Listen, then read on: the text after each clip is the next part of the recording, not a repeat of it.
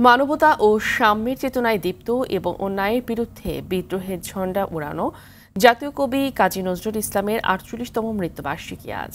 ১৩৮৩ সালের ১২ ভাদ্র ঢাকার তৎকালীন পিজি হাসপাতালে মারা যান বাংলা সাহিত্যের অনন্য এ প্রতিভা।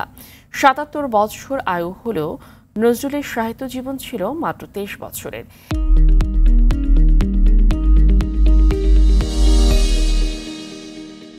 এই অল্প সময়ই কবিতা, গান ও সাহিত্যকর্ম দিয়ে একটি নবজাগরণের সৃষ্টি করেছিলেন চিরপ্রেমের এই কবি।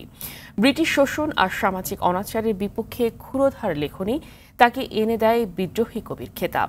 সাম্প্রদায়িক সম্প্রীতির একটি মানবিক সমাজ প্রতিষ্ঠায় নজরুলের প্রচেষ্টা এখনও অনুপ্রেরণার উৎস বাংলাদেশ সহ বিশ্ববাসীর জন্য।